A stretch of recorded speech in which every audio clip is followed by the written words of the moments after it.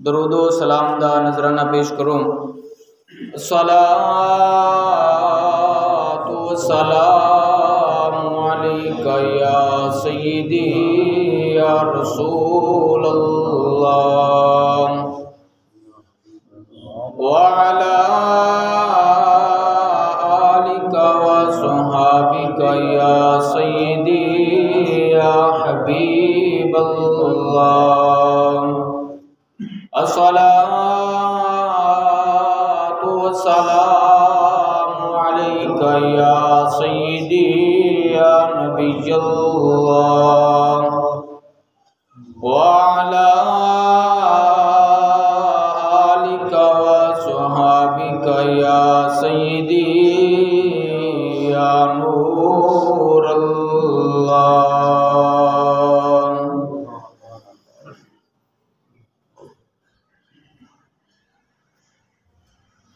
अल्लाह जल्ल जलालुहु व अम्मा नवालुहु व आज़म शानुहु व तम बुरहानुहु दी हम्दो सनात बाद हुज़ूर नबी करीम रऊफ़ुर रहीम ताजदार मदीना क़रार क़ल्ब व सीना फैज़ गंजीना साहिब मुअत्तर पसीना हादी कुल नबी रसूल सय्यद सरवरा हामी बेकसाम अहमद मुज्तबा मुहम्मद मुस्तफ़ा सल्लल्लाहु तआला अलैहि व आलिहि वसल्लम की ज़ात मुक़द्दसा पर दुरूद व सलाम पढ़ने का शर्फ हासिल किया। अल्लाह तबारक व ताला हमारा दुरूद व सलाम पढ़ना और सुनना अपनी बारगाह के अंदर कबूल व मंजूर फरमाए और हमारे लिए ज़रिया निजात बनाए। हज़रात मोहतरम, आज के खुतबा जुमातुल मुबारक का उन्वान बीमारी पर हासिल होने वाला अजर सवाब। बंदे पर बीमारी आती है, मुसीबत आती है, परेशानी आती है, तो इस पर बंदे को अजर सवाब कितना मिलता है और ऐसे मौके पर बंदे को करना क्या चाहिए।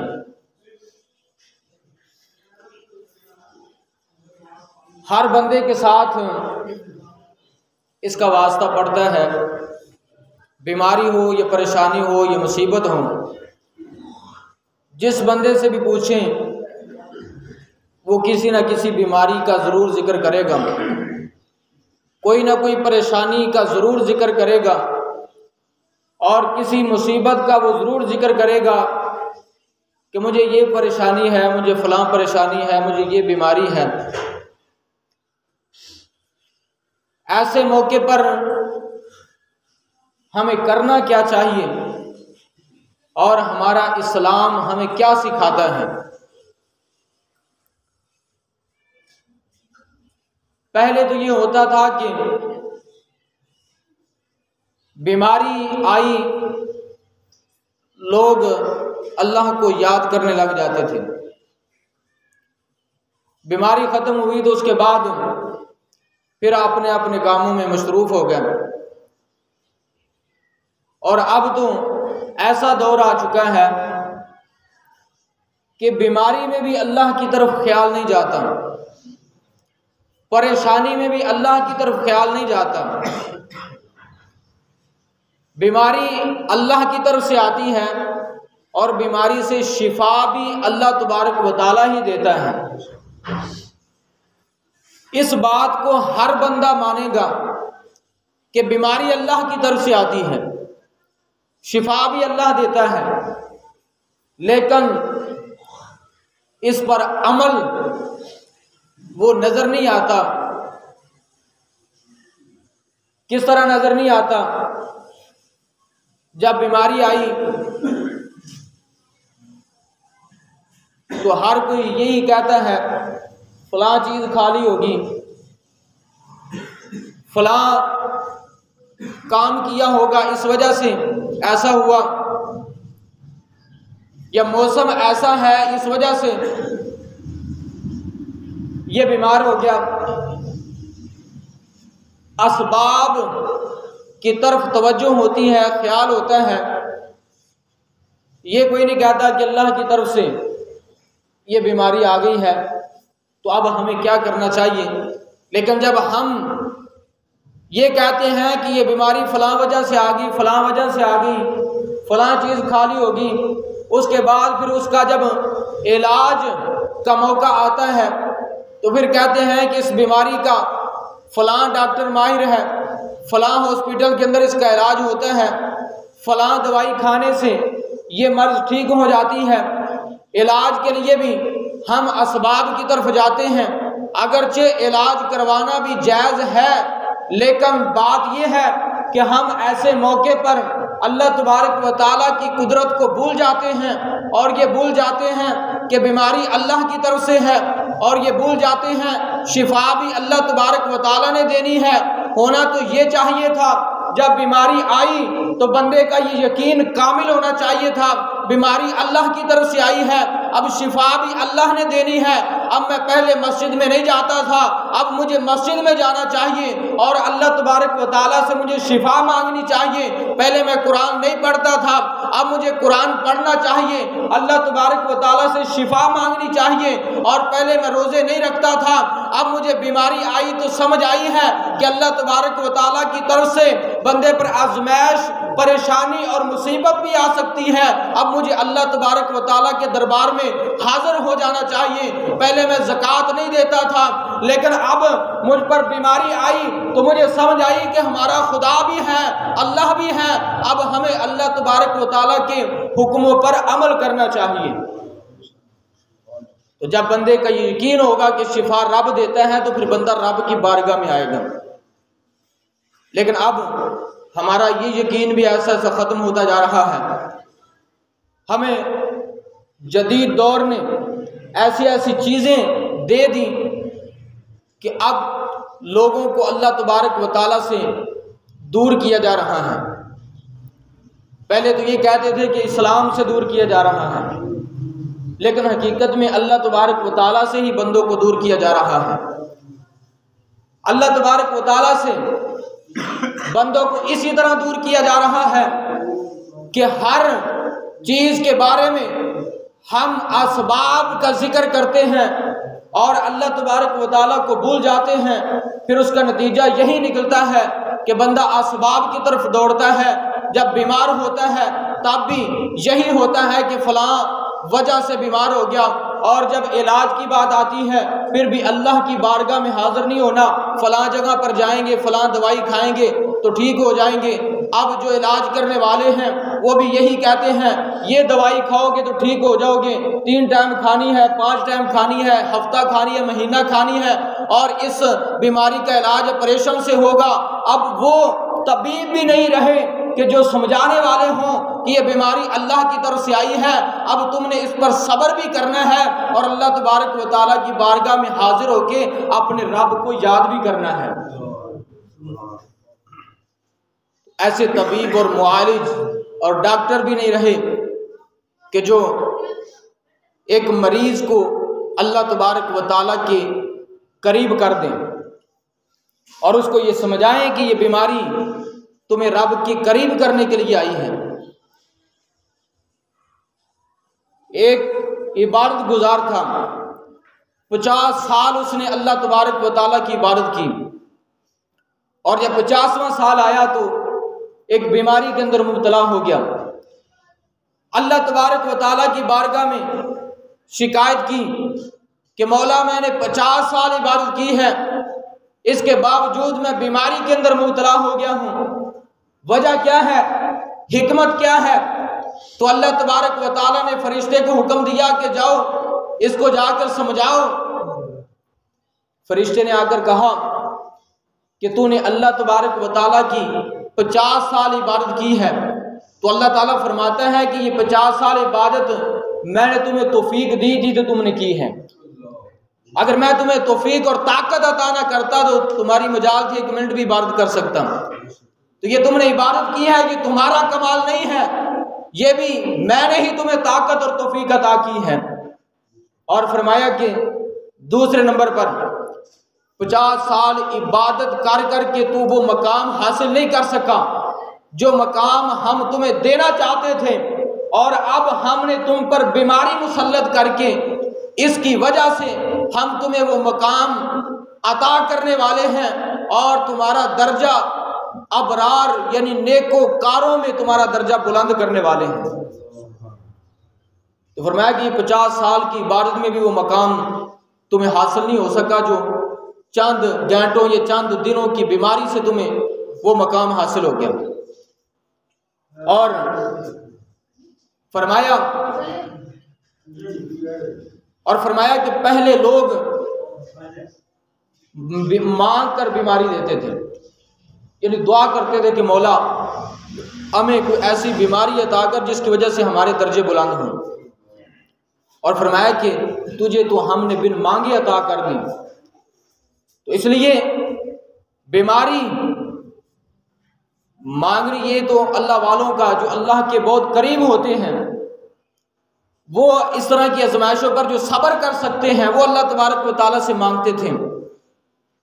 लेकिन हम इन आजमाइशों पर सब्र नहीं कर सकते, तो हमें अल्लाह तबारक व तआला की बारगाह में आफियत का ही सवाल करना चाहिए कि मौला हमें आफियत अता फरमा और हर तरह की आजमाइश और इम्तिहान से हमें महफूज फरमा। लेकिन अगर बीमारी आ जाए, परेशानी आ जाए, मुसीबत आ जाए, तो फिर मुसलमान और मोमिन का काम ये है कि उस पर सब्र करे और अल्लाह तबारक व तआला की बारगाह में अगर वो पहले 1 घंटा अल्लाह को याद करता था तो अब 2 घंटे याद करना शुरू कर दें। पहले अगर 2 घंटे करता था तो अब 3-4 घंटे रब को याद करना शुरू कर दें। ये नहीं है कि बीमारी आई तो रब को भूल गया, बल्कि उसको बीमारी पर सब्र करना चाहिए। हुजूर अलैहिस्सलातु वस्सलाम ने इसलिए फरमाया, अबू दाऊद शरीफ के अंदर हदीस पाक मौजूद है, हुजूर ने फरमाया मोमिन बंदा जब बीमार होता है तो ये बीमारी उसके लिए फ़ायदामंद साबित होती है और उसके लिए नसीहत का बाइस बनती है। किस तरह? फरमाया कि जब मोमिन बंदे पर बीमारी आती है तो वह बीमारी उसके पहले गुनाहों के लिए कफारा बन जाती है। उस बीमारी की वजह से उसके पहले गुनाह माफ़ हो जाते हैं। और फरमाया कि उसके लिए ये बीमारी नसीहत भी साबित होती है। किस तरह? कि वो इस बीमारी से आने वाले वक्त में नसीहत हासिल करता है कि ये बीमारी रब की तरफ से आई है। हो सकता है मेरे किसी गुनाह की वजह से ये बीमारी आई हो, मेरे किसी गुनाह की वजह से ये मुसीबत आई हो। फिर वो उस गुनाह से तौबा करता है और आइंदा वो नसीहत हासिल करता है कि मैंने वो गुनाह नहीं करना। और बाज़ औक़ात फिर नसीहत इस तरह भी हासिल करता है कि बीमारी की हालत में मैं फ़लाँ नेकी नहीं कर सका, बीमारी की हालत में फ़लाँ इबादत नहीं कर सका। अल्लाह तबारक व तआला ने अब मुझे बीमारी से शिफा अता कर दी है, अब मुझे वो इबादत भी करनी चाहिए, वो नेकी भी करनी चाहिए। कहीं ऐसा ना हो कि दोबारा फिर वो बीमारी आ जाए और मैं उस इबादत से महरूम रह जाऊँ। तो जो मोमिन और नेकी करने वाला बंदा होता है वो बीमारी से भी नसीहत हासिल करता है। लेकिन फरमाया कि जो मुनाफिक बंदा होता है उसकी मिसाल ऊंट की तरह है। मालिक उस ऊंट को बांध देता है और फिर उस ऊंट को खोल देता है। ऊंट को नहीं पता कि मुझे क्यों बांधा गया, उस ऊंट को नहीं पता कि मुझे क्यों खोला गया। इसी तरह फरमाया कि मुनाफिक बंदे पर, काफिर बंदे पर जब बीमारी आती है तो उसको ये नहीं पता होता कि मुझे इस बीमारी से क्या फ़ायदा हासिल होगा, और ना ही जब उसको शिफा मिलती है तो ना ही वो नसीहत हासिल करता है, ना उसको ये मालूम होता है कि मुझे जो शिफा मिली है ये किस वजह से मिली है, अब मुझे क्या करना चाहिए। तो बीमारी पर बंदे को सब्र करना चाहिए। और सब्र करने वाले के बारे में अल्लाह तबारक व तआला ने कुरान के अंदर फरमाया व बशीर स्वाबिरीन, सब्र करने वालों को खुशखबरी सुना दो। और इसी तरह एक हदीस पाक के अंदर बाद लोग होते हैं उन पर ज़रा सी परेशानी आ जाए, मुसीबत आ जाए या बीमारी आ जाए तो हर किसी को बता रहे होते हैं कि मुझे ये फ़लाँ बीमारी लग गई और ये फ़लाँ मुसीबत परेशानी आ गई। हर किसी के सामने परेशानी का जिक्र कर रहे होते हैं। आजकल तो बल्कि इस तरह का दौर आ चुका है कि जिस बंदे से पूछो कैसे दिन गुजर रहे हैं, वो ये नहीं कहेगा कि बड़े अच्छे गुजर रहे हैं, बल्कि ये कहेगा कि बस दिन जिंदगी के पूरे करने पे हैं। कोई पता नहीं कि कितों पूरी होंगी। हर बंदा चाहे वो गरीब है अमीर है, हर बंदा यही रोना रोएगा कि हमारी कोई पूरी नहीं हो रही और पता नहीं चल रहा कि हम कमाते हैं कहाँ जाते हैं, कभी ये परेशानी कभी वो परेशानी। तो हर बंदा हर किसी के सामने परेशानी का रोना रो रहा होता है। लेकिन हमारा इस्लाम हमें क्या सिखाता है, परेशानी आ जाए तो हमें क्या करना चाहिए। हजरत अब्दुल्ला बिन अब्बास रज़ी अल्लाह ताला अन्हु आप हदीस पाक रिवायत फरमाते हैं, हुज़ूर अलैहिस्सलातु वस्सलाम ने इरशाद फरमाया कि जिसके माल या जान में कोई मुसीबत आई और फिर उस बंदे ने उस मुसीबत को छुपाया, हर किसी के सामने उसका रोना नहीं रोया, बल्कि उस मुसीबत को उसने छुपाया और लोगों से उसकी शिकायत ना की, तो अल्लाह तबारक व तआला पर हक है कि उस बंदे की बख्शिश फरमा दे। ये सिर्फ परेशानी को छुपाने पर अल्लाह तबारक व तआला ये इनाम दे रहा है कि उस बंदे के गुनाह माफ़ कर रहा है। और वैसे भी बिला वजह हर किसी के सामने परेशानियां जिक्र नहीं करनी चाहिए। क्यों? इस वजह से खुद तो उसको परेशानी आई है, दूसरों के सामने बयान करने से अगले बंदे को भी परेशान करता है, और न जाने शायद उसको कोई परेशानी हो और वो भूला हुआ हो और इसकी परेशानियां सुनकर उसको अपनी परेशानियां भी याद आ जाएं और वो और भी परेशान हो जाए। और इन्हीं परेशानियों की वजह से लोग मुख्तलिफ किस्म की बीमारियों के अंदर मुब्तला हो रहे हैं। तो लोगों को परेशानियों से बचाएं और ख़ुद भी इसका इजहार ना करें। ये इस्लाम है हमारा। इस्लाम इस हद तक इंसानियत सिखाता है कि बंदे को अपनी परेशानियां दूसरों को नहीं बतानी चाहिए, और इस पर भी अल्लाह तबारक व तआला अजर और सवाब अता कर रहा है। ये इस्लाम का हुस्न है। आज लोग समझते हैं कि शायद इंसानियत यूरोप से मिलती है, इंसानियत अमेरिका से मिलती है, शायद इंसानियत ये अंग्रेज़ों से मिलती है। काफिर इंसानियत सिखाते हैं, उन्होंने इस्लाम को पढ़ा ही नहीं, वो सारी ज़िंदगी वही अंग्रेज़ी की किताबें और कव्वे और बिल्ली और लूमड़ी की कहानियाँ पढ़ते रहे। उन्होंने इस्लाम को पढ़ा ही कब है, इस्लाम को सीखा कब है, इस्लाम ने इंसानियत क्या सिखाई इसको पढ़ा ही कब है। और फिर टीवियों पे बैठकर अगर वो इस्लाम के खिलाफ बातें करता है और लोग यूरोप और अमेरिका और काफिरों की तारीफ़ें करते हैं और हकीकत के अंदर वो इस्लाम के मुकाबले में उनको लाना चाहते हैं कि देखो इस्लाम के मुकाबले में फ़लाँ आगे चले गए, फ़लाँ तरक्की कर गए। इन लोगों ने इस्लाम को पढ़ा ही नहीं होता। ये वही लोग बैठे होते हैं और लेक्चरार बने होते हैं जिन्होंने लूमड़ी और कव्वे की कहानियाँ रट रट के ये टीवी का ओहदा हासिल किया और फिर इस्लाम के खिलाफ बातें करने लगे। इस्लाम को पढ़ा किसने है? और ये हदीस पाक एक एक हदीस हमें इंसानियत भी सिखाती है और अल्लाह के करीब भी करती है और मुआशरे में रहने का तरीका और सलीका भी सिखाती है। अल्लाह तबारक व तआला के प्यारे महबूब ने फरमाया, किसी के जान के अंदर या किसी के माल के अंदर अगर मुसीबत आई और उसने उस मुसीबत को छुपा लिया तो फिर अल्लाह तबारक व तआला पर हक है कि उस बंदे के गुनाह माफ कर दे। तो इसी से ये समझ आती है बात कि अल्लाह तबारक व तआला और अल्लाह का महबूब ये चाहता है कि दूसरों को परेशान ना किया जाए, क्योंकि जब बंदा अपनी परेशानी दूसरों के सामने बयान करेगा तो यकीनन वो परेशान होगा। तो दूसरों को खुशियां दे, खुशियां बांटे, परेशानियां नहीं। और फिर जो बुजुर्गान दीन होते थे उनकी मिसालें बयान इसलिए की जाती हैं कि उन्होंने इन हदीसों पर अमल करके दिखाया कि कैसे अमल किया जाता है। हुजूर ने फरमा दिया और सहाबा ने और अल्लाह के वलियों ने फिर इस पर अमल करके दिखाया। हजरत फ़तह मौसली रहमतुल्लाहि तआला अलैह, आपकी अब खुद भी अल्लाह के वली थे, आपकी बीवी भी अल्लाह की वलिया थी। उनकी बीवी एक मरतबा गिर गई और इतना ज़ोर से गिरी कि उनका जो नाखून है, हाथ या पाँव का नाखून टूट गया। और नाखून टूटने से कितना दर्द होता है सबको अंदाज़ा है। नाखून टूट गया लेकिन वो हंसने लगी। किसी ने कहा कि ज़ख़म का दर्द नहीं हो रहा। ज़ख़म पर तो लोग रोते हैं, हाय हू करते हैं, लेकिन आप हंस रही हैं, इतना खुश हो रही हैं, वजह क्या है? तो उन्होंने जवाब दिया कि जब मुझे ज़ख़म लगा और दर्द हुआ तो मैंने फिर सोचा कि इस दर्द पर जो सब्र करूँगी तो इस सब्र पर जो अल्लाह तबारक व तआला मुझे अजर व सवाब अता फरमाएगा, वो अजर व सवाब इतना ज़्यादा है कि मैं उस अजर व सवाब के बारे में सोच कर खुश हो रही हूँ। तो जब बंदे का ज़हन अल्लाह तबारक व तआला की तरफ होगा और अल्लाह तबारक व तआला की बारगाह से मिलने वाले अजर व सवाब की तरफ होगा तो यकीनन उसकी अक्सर परेशानियां तो यहीं पर ख़त्म हो जाएंगी।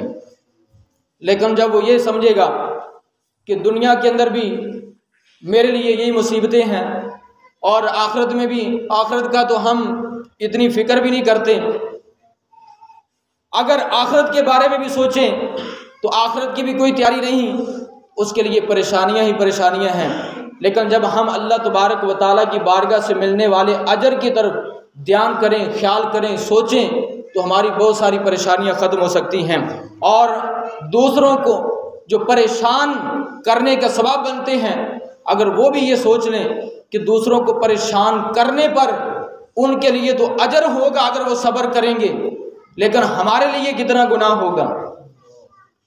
और फिर इसी तरह हज़रत इमाम मोहम्मद गज़ाली रहमतुल्लाहि तआला अलैह तसव्वुफ़ के बादशाह, आप अपनी किताब इहयाउल उलूम के अंदर एक वाक़या नकल करते हैं कि हज़रत अहनफ़ बिन कैस रहमतुल्लाहि तआला अलैह आप फरमाते हैं कि मुझे दाढ़ का दर्द हुआ और पूरी रात इतना दर्द था कि पूरी रात मैं सो न सका, और सुबह हुई तो मैं अपने चचा जान के पास चला गया और उनके पास जाकर मैंने ये शिकायत की कि दाढ़ का दर्द बहुत ज़्यादा है और सारी रात में सो नहीं सका।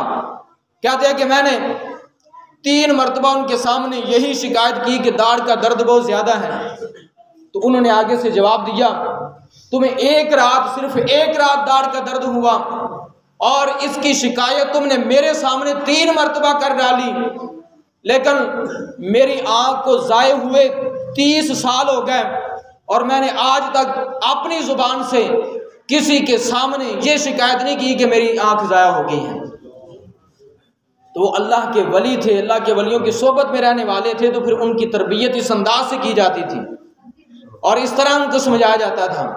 लेकिन अब तो ये होता है कि बच्चा आकर कहता है कि फ़लाँ ने मुझे गाली निकाल दी है, तो बाप वो डंडा उठा लेता है कि उसकी ऐसी तैसी उसने आपको गाली निकाली, उसकी ऐसी तैसी उसने आपको छेड़ा। ये नहीं कहते कि चलो परेशानी है और इस परेशानी पर हम सब्र कर लें, नहीं, सब्र करने का तो ज़हन ही नहीं, हमने बदला लेना है।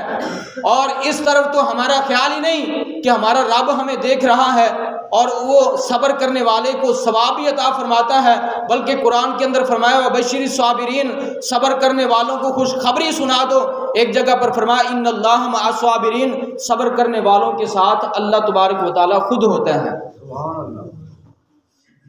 और इसी तरह जब बंदा बीमार होता है, मोता इमाम मालिक के अंदर हदीस पाक मौजूद है, तो हुज़ूर अलैहिस्सलातु वस्सलाम ने फरमाया कि अल्लाह तबारक व तआला उस बंदे के पास 2 फरिश्ते भेजता है और अल्लाह तबारक व तआला फरमाता है कि जाओ मेरे उस बंदे के पास जाओ, मैंने उस पर बीमारी मुसल्लत की है, मेरा वो बंदा बीमार है, उसके पास जाकर देखो तो सही वो कहता क्या है। और फरिश्ते जब उस बंदे के पास आते हैं और उस बंदे को देखते हैं, अगर वो बंदा अल्लाह तबारक व तआला का जिक्र कर रहा होता है, अल्लाह तबारक व तआला की हम्दो सना कर रहा होता है, तो वो फरिश्ते अल्लाह तबारक व तआला की बारगाह में जाकर अर्ज करते हैं, मौला वो ये जानता है ये बीमारी तेरी तरफ से उस पर मुसल्लत हुई है और तेरे हुक्म से वो बीमार हुआ है, लेकिन इसके बावजूद वो तेरा ही जिक्र कर रहा है, तेरी हम्दो सना कर रहा है और उस बीमारी पर सब्र कर रहा है। अल्लाह तबारक व तआला उस फरिश्तों को फरमाता है, फिर गवाह हो जाओ, अगर मैंने अपने इस बंदे को इसी बीमारी में अगर मौत दे दी तो मैं इसको सीधा जन्नत के अंदर दाखिल करूंगा, और अगर मैंने इस बीमारी से इसको शिफा अता कर दी तो बीमारी की वजह से जो इसके गोश्त और खून के अंदर कमी आई है मैं उससे बेहतर इसको गोश्त और खून अता करूंगा।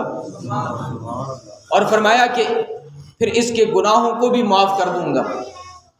तो बीमारी पर सब्र करने वाले क्या ये इनाम है। और भी बेशुमार हदीसें हैं जिनके अंदर अल्लाह तबारक व तआला के प्यारे महबूब सल्लल्लाहु तआला अलैहि वसल्लम ने बीमारी पर सब्र करने वाले का इनाम और अजर व सवाब बयान फरमाया। एक हदीस पाक के अंदर फरमाया कि मरीज बंदे के गुनाह इस तरह जड़ते हैं जिस तरह दरख्त से पत्ते जड़ते हैं, इस तरह मरीज के गुनाह जड़ते हैं। लेकिन मरीज भी तो होना चाहिए और मर्ज पर सब्र करने वाला भी होना चाहिए, और अल्लाह तबारक व तआला को इस मर्ज की हालत में भी याद करने वाला होना चाहिए। इसी तरह मरीज बंदे की इयादत करने के हवाले से भी बेशुमार हदीसें हैं। बुखार के हवाले से नबी करीम सल्लल्लाहु तआला अलैहि वसल्लम ने कई हदीसों में इरशाद फरमाया, एक बंदा फौत हुआ हुजूर के ज़माने में, तो किसी ने ये कहा कि ये बंदा खुश नसीब है कि बीमार हुए बगैर ही दुनिया से चला गया। जिस तरह हम कहते हैं कि वो बंदा चलता फिरता दुनिया से चला गया, वैसे अल्लाह तबारक व तआला से आफियत का सवाल करना चाहिए कि अल्लाह ताला किसी का मोहताज ना करें। लेकिन हुजूर अलैहिस्सलातु वस्सलाम ने तरबियत फरमाई अपनी उम्मत की, वो बंदा बीमार हुए बगैर दुनिया से चला गया। हुजूर अलैहिस्सलातु वस्सलाम खुद भी जब दुनिया से गए तो बुखार की हालत में आप दुनिया से तशरीफ़ लेकर गए, बीमारी की हालत में दुनिया से तशरीफ़ लेकर गए। तो इससे ये पता चलता है कि बीमारी सिर्फ गुनाहों की वजह से नहीं आती, बीमारी बाज़ औक़ात बंदे के दर्जे बुलंद करने के लिए भी आती है। जिस तरह शुरू में बयान किया, अगर गुनाहों की वजह से बीमारी आती होती तो फिर नबियों पर कभी बीमारी ना आती, बल्कि हुजूर ने तो ये फरमाया कि नबियों पर सबसे ज़्यादा मुसीबतें आती हैं। क्यों? इसलिए कि वो रब के सबसे ज़्यादा करीब होते हैं, और जो रब के करीब होते हैं रब और भी उनको अपने करीब करता है। और रब फिर जो बंदा इबादत से अल्लाह ताला का कुर्ब हासिल नहीं कर पाता, अल्लाह तबारक व तआला उस बंदे पर बीमारी भेजकर फिर वो बीमारी के ज़रिए उस बंदे को अपने करीब कर लेता है। तो वो बंदा दुनिया से चला गया, सहाबा ने कहा बड़ा खुश नसीब है कि बीमार हुए बगैर ही दुनिया से चला गया। तो हुजूर अलैहिस्सलातु वस्सलाम ने फरमाया कि अफसोस है, तुम्हें ये नहीं मालूम कि जब बंदा बीमारी के अंदर मुब्तला होता है तो उसके गुनाह मिटाए जाते हैं। अल्लाह ताला के हुक्म से वो बीमारी में मुब्तला होता है और फिर अल्लाह ताला उस बीमारी की वजह से उस बंदे के गुनाह मिटाता है।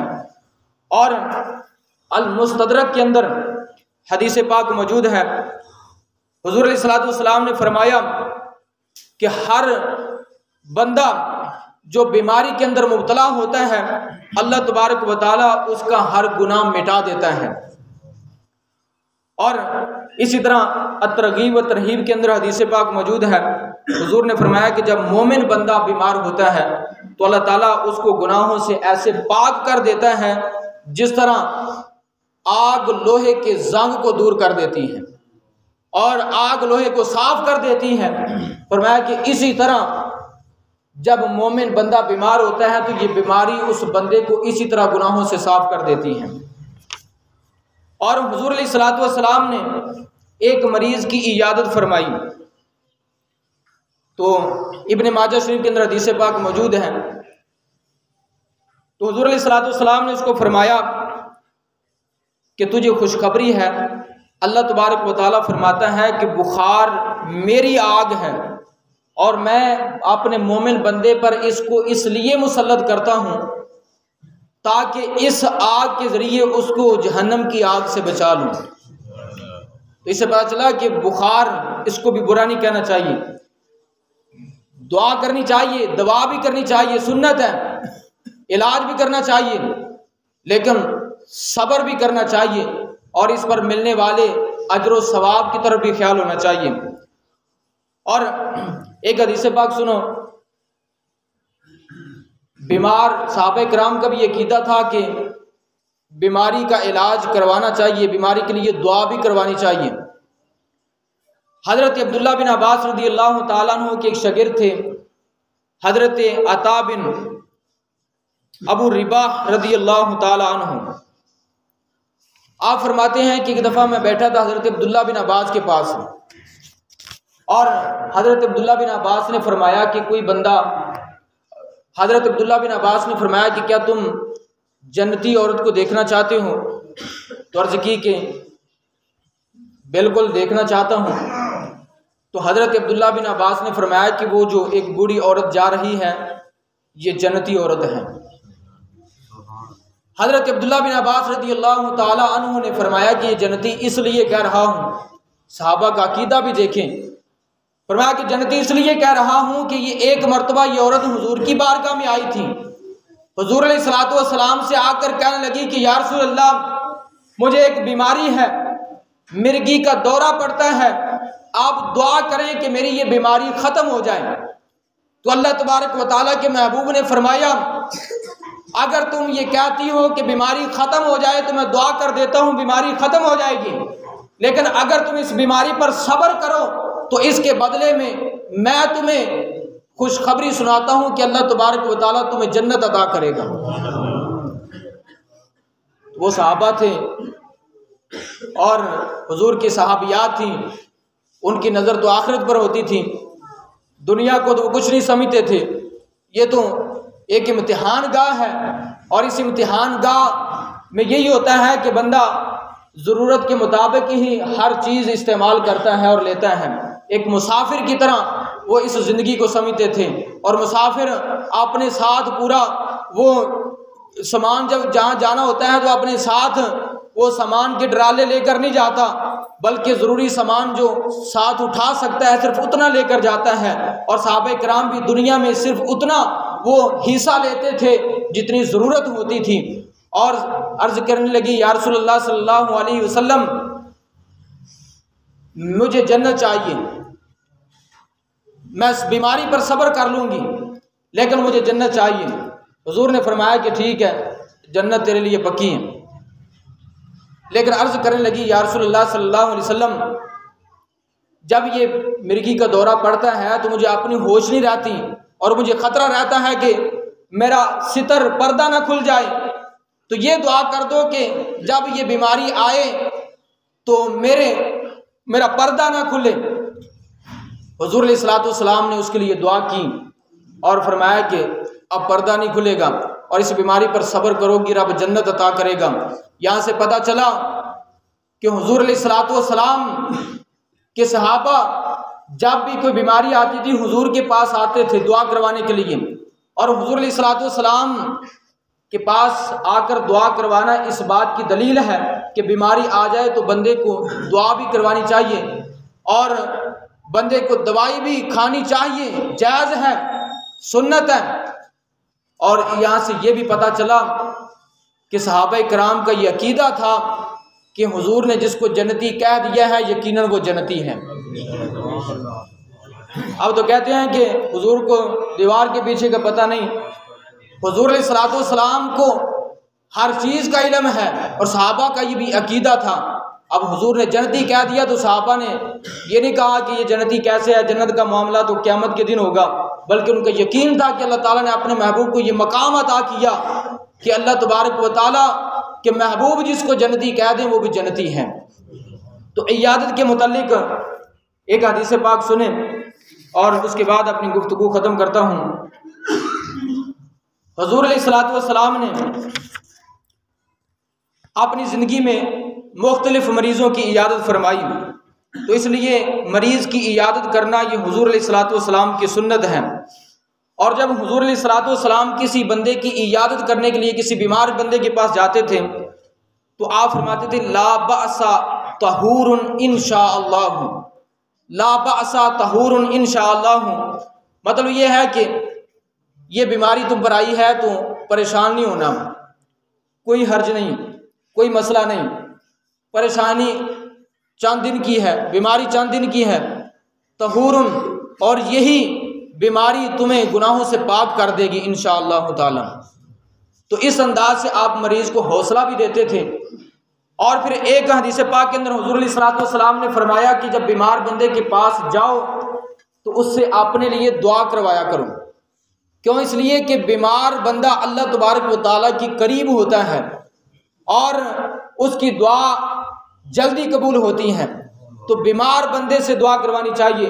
अब लोग जाते हैं बीमार के पास और मुख्तलिफ़ किस्म के मौजू छेड़ देते हैं और मज़ीद उसको परेशान करते हैं। बेचारा पहले बीमार होता है, तकलीफ़ में मुब्तला होता है और भी उसको परेशान करते हैं। तो इसलिए हुज़ूर अलैहिस्सलातु वस्सलाम ने जब ये मना फरमाया कि बीमार अपनी बीमारी जिक्र ना करे तो फिर बीमार के पास दूसरे परेशानियां अपनी जिक्र करना शुरू कर दें, तो ये भी दुरुस्त नहीं है। और बीमार को परेशानी से बचाना चाहिए और इसी तरह बीमार की दुआएं भी लेनी चाहिए। और बंदा बीमार हो जाए तो लोग दूर भागते हैं, दूर नहीं भागना बल्कि उसके करीब होना है, क्योंकि रब फरमाता है कि मैं उस वक़्त अपने उस बंदे के करीब होता हूँ। और जो बीमार से दूर होता है यकीनन वो रब से दूर होता है। ये हमारे इस्लाम की तालीम है और हमारे इस्लाम का हुस्न है।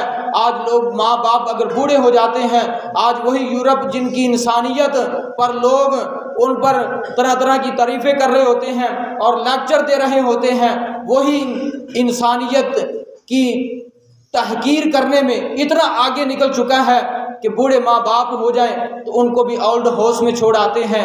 माँ बाप की जो कदर नहीं कर सकते, उन्होंने इंसानियत क्या सिखानी है। हमारा इस्लाम तो ये कहता है कोई बंदा तुम उनको जानते हो या नहीं जानते, तुम्हें ये पता चला है कि वो बंदा बीमार है तो जाओ उसके पास उसकी इयादत भी करो और उससे दुआ भी करवाओ। अल्लाह तबारक व तआला हमें समझने की, अमल करने की तौफीक अता फरमाए। आमीन बिजाह नबी।